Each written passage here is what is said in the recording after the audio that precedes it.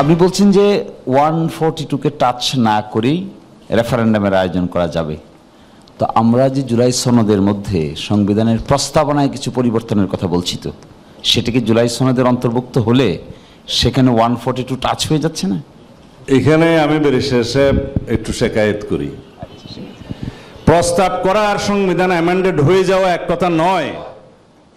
তো সুতরাং যেহেতু আমরা প্রস্তাব করছি, কনস্টিটিউশন অ্যামেন্ডমেন্ট করে ফেলছি না, ভবিষ্যতে করব, এই জন্য 142 এখানে দরকার। তখন এক্সট্রা আর্গুমেন্ট হবে যে হোয়াট ইউ আর সেইং, আপনি যেটা ডাইরেক্টলি বলতে পারছেন না, এটা ইনডাইরেক্টলি বলছেন আর কি।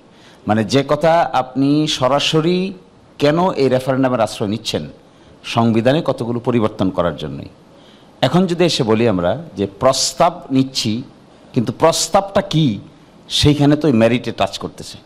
প্রস্তাব তো ভ্যাকুয়ামে নাই, প্রস্তাব তো আমরা জানি। প্রস্তাব একটু ইন্টারভিউ করি, তাহলে কি হবে? What cannot be done directly? আমরা জনগণের কাছে প্রস্তাব করছি যে সংবিধানের এই সমস্ত বিষয়গুলো, যেটা মৌলিক বিষয়গুলো টাচ করবে, সেগুলো পরিবর্তন করতে চাই। সেটা পরিবর্তন হয়নি তো যে আমাকে 142 দিতে হবে। জনগণ যখন এটার পক্ষে রায় দিবে যে আমরা এটা পরিবর্তন করব, সেটা কি পরিবর্তন করব ওই সমস্ত আর্টিকেলগুলো, তখন তো আমাকে আবার একটা রেফারেন্ডামে যেতে হবে 142 অনুসারে। আমি তো সেটা বলেই দিয়েছি আগে।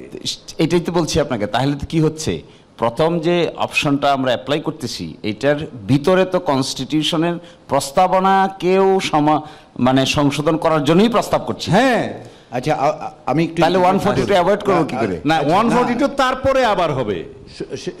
মানে যখন কনস্টিটিউশনটা আমরা অ্যামেন্ডেড করে ফেলবো, তখন তো 142 তে যেতেই হবে, সেই লেজিটিমেসিটা ওখানে আসবে। এখন আমরা করছি প্রস্তাব, প্রস্তাবের জন্য একটা গণভোট হচ্ছে। গণভোটে জনগণ বলবে যে হ্যাঁ আপনারা এটা করবেন, করার পরে আমাকে আবার 142 অ্যাপ্লাই করতে হবে, বিকজ প্রিয়াম্বল সহ অন্যান্য আর্টিকেলগুলোর ক্ষেত্রে আমরা হাত দিচ্ছি। আচ্ছা, সেক্ষেত্রে সালাউদ্দিন ভাই, আমি একটু ইন্টারজেক্ট করতে বাধ্য হচ্ছি টাইমের কারণে আর কি। আপনি ইন্টারফেয়ার করবেন না, এটা সলিউশন করেন। কি এই বিষয় সলিউশন তো আমি একা করতে না, না, এই যে জন্য আর কি একটু স্পেয়ার করেন। আর কোনো কোয়েশ্চেন আছে?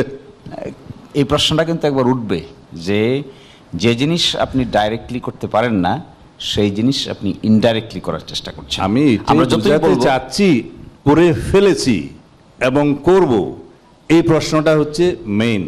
যেহেতু করার জন্য জনগণ অনুমোদন দিচ্ছে, করার পরে আবার 142-তে যেতে হবে, সেই মৌলিক বিষয়গুলো যেহেতু আমরা টাচ করছি। তাহলে তো এই প্রশ্ন দাঁড়াবে, এই শুধু করব এইটার উপর রেফারেন্ডাম নিতে চাচ্ছেন কেন? এক ধরনের জনগণ পক্ষে আছে কিনা এই সাংবিধানিক সংস্কারগুলোর পক্ষে, যেহেতু এটা একটা বাধ্যবাধকতা সৃষ্টি করবে, জনগণের রায় অনুসারে সেই পার্লামেন্টকে একটা বাধ্যবাধকতা সৃষ্টি করবে, সংসদ সদস্যগুলোকে বাধ্যবাধকতা সৃষ্টি করবে, যেহেতু আর্টিকেল 7 অনুসারে জনগণ ইজ দ্য মানে সুপ্রিম পাওয়ারফুল মানে সুভারেন অথরিটির মালিক। তো সুতরাং ওর প্রেক্ষিতে, তাদের অনুমতির প্রেক্ষিতে আমরা কনস্টিটিউশনটা গ্রহণ করলাম, এবং সেটা গ্রহণ করার পরে আবার 142 আসবে, এই জন্যই যে আমরা মৌলিক বিষয়গুলোকে টাচ করছি, ইনক্লুডিং প্রিয়াম্বল। এইটাই হচ্ছে আমার বক্তব্য। এরপরেও আমি পরিষদের কনসেনসাস কমিশনের নলেজের জন্য বলছি, এরপরেও আমাদেরকে গভর্নমেন্টের সমস্ত এই গৃহীত অর্ডিন্যান্স সহ সকল কিছুর জন্য বৈধতা দিতে হবে, লেজিটিমেসি দিতে হবে চতুর্থ তফসিলে। সুতরাং এটা নিয়ে ভবিষ্যতে আর কোনো প্রশ্ন আসবে না। Now I think you are satisfied. এরপরেও স্যাটিসফাইড না হলে এরপরে সেকশনে যাওয়া যাচ্ছে না আজকে। Thank you.